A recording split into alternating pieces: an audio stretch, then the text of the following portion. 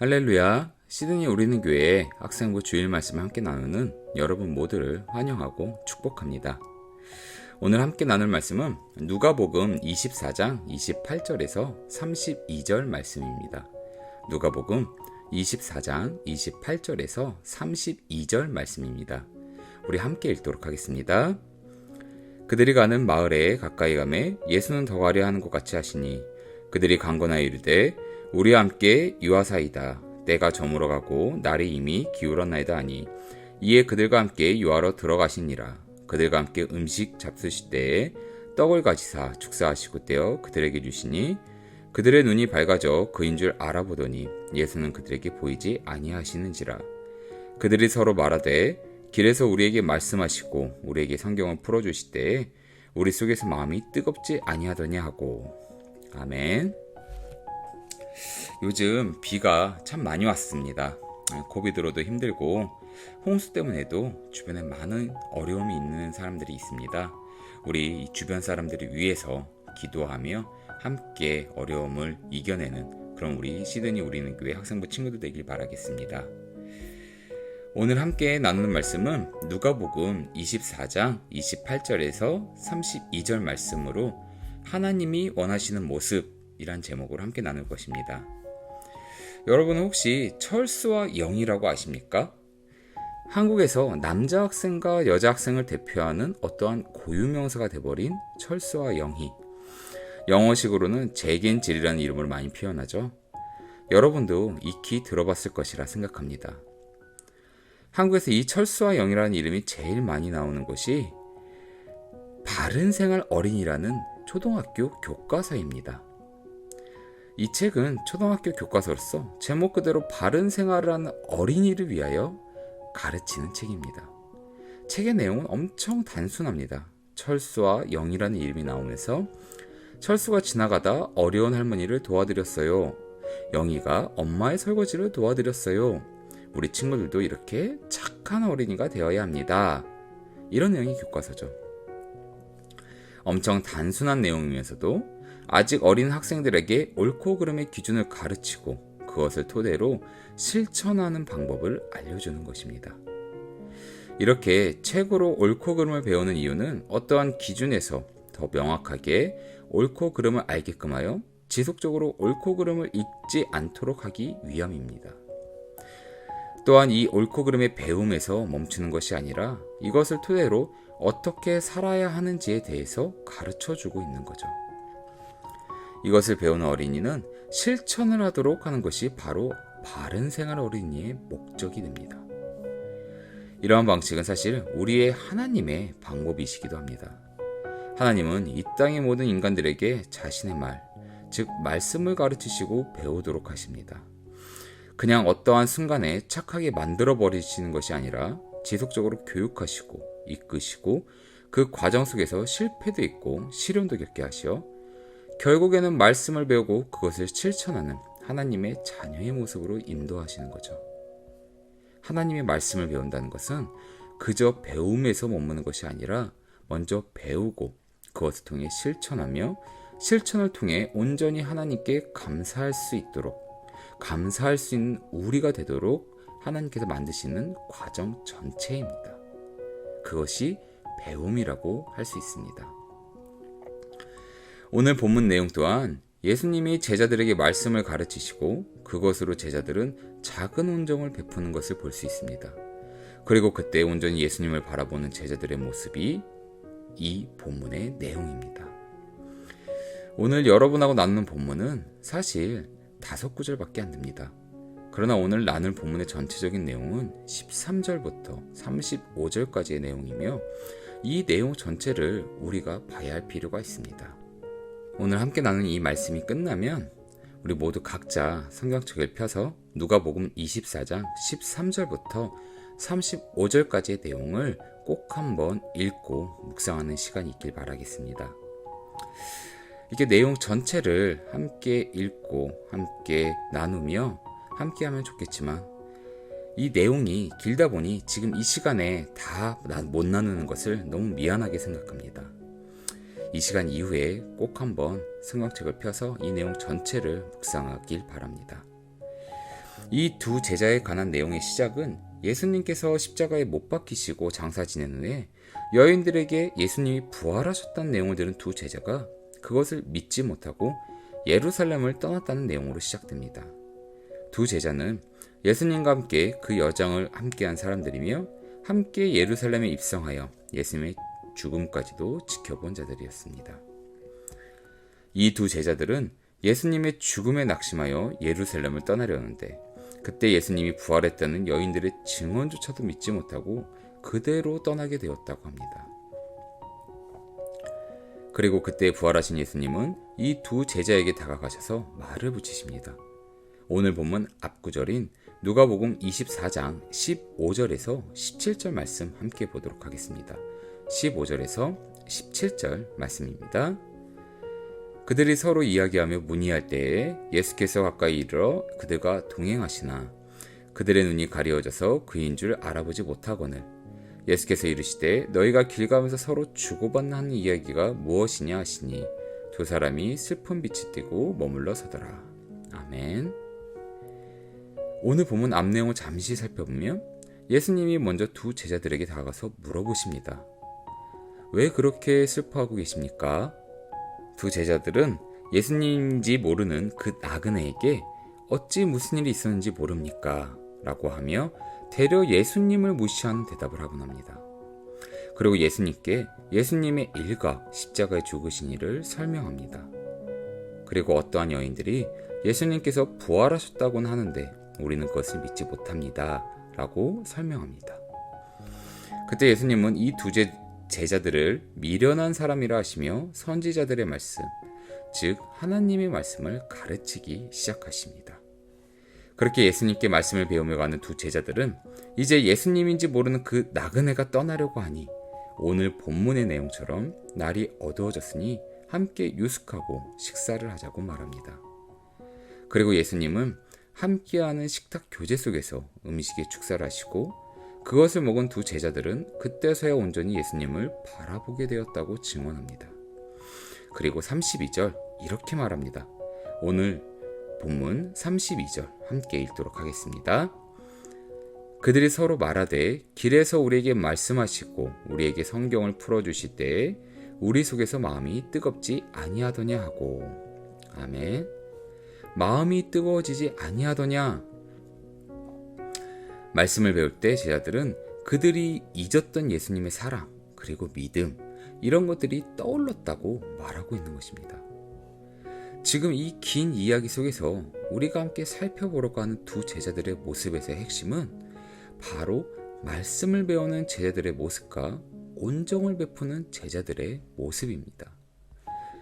제자들은 처음 예수님인지 모르는 이 나그네에게 그닥 친절해 보이지 않았습니다. 예루살렘에서 있던 그런 일들에 대해서 그것도 알지 못하느냐라고 퉁명스럽게 말했죠. 그러나 예수님께서 이들에게 말씀을 가르치실 때 두 제자들은 그것을 막거나 귀찮아하지 않고 경청했다는 사실을 우리는 알 수 있습니다.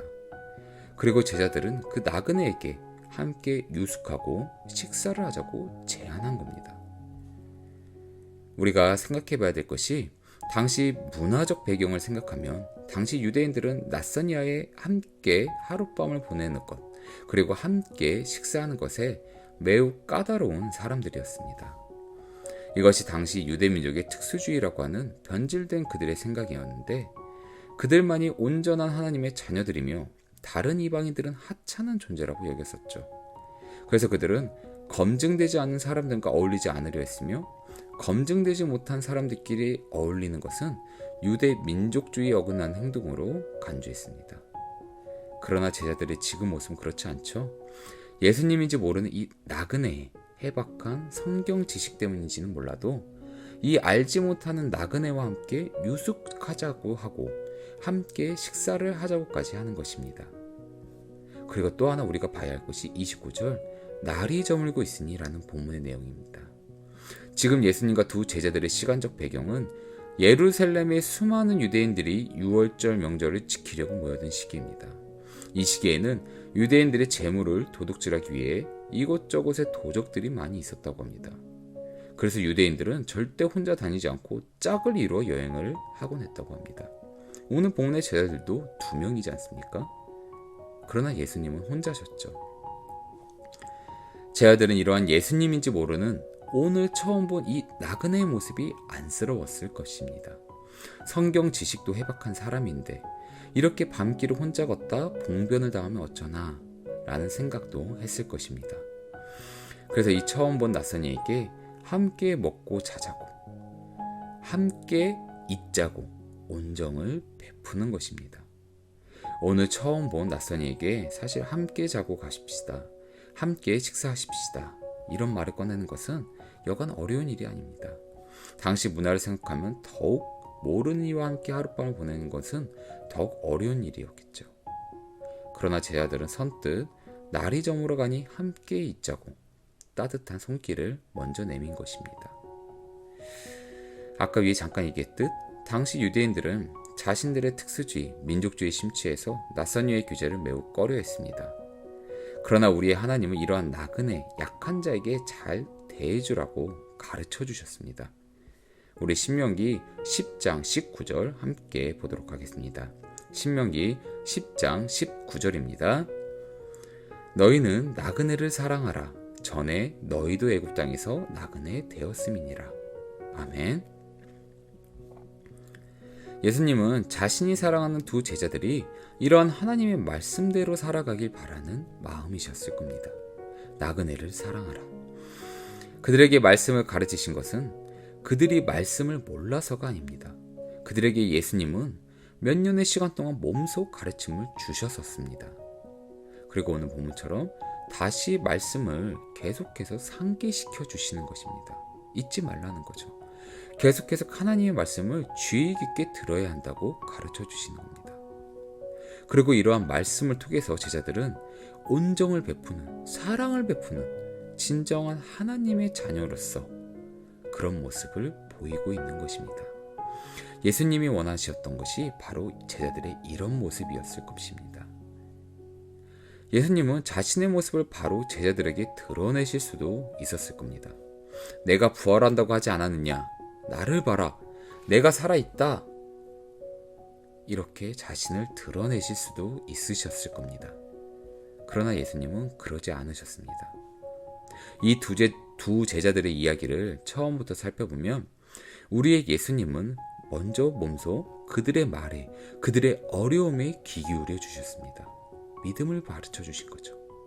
그리고 하나님의 말씀을 가르쳐 주십니다.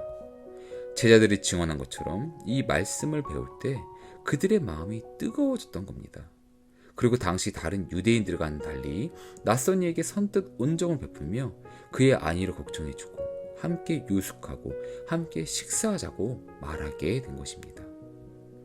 이것이 예수님이 제자들에게 말씀을 가르쳐 주신 목적 중에 하나였음을 기억해야 됩니다. 예수님은 제자들이 말씀을 배울 때 이러한 온정을 베풀 수 있도록 실천할 수 있도록 이끄시고 가르치신 겁니다. 예수님이 그러셨던 것처럼 제자들도 낯선 나그네에게 온정을 베풀게 만드신 거죠. 결국 제자들은 예수님을 온전히 바라볼 수 있게 된 것입니다. 사랑하는 여러분, 우리는 말씀을 배우는 자들입니다. 하나님의 말씀을 배운다는 것은 하나님의 선택된 자녀로서 구원의 선물을 받은 하나님 자녀의 특권입니다. 이러한 말씀을 배우며 구원을 받은 우리가 그 감사함으로 살아가야 하는 모습은 바로 사랑의 실천이 이루어지도록 해야 하는 것입니다. 실천을 통해 구원을 받는다거나 실천을 통해 내가 무슨 거룩한 존재가 된다는 의미가 절대로 아닙니다.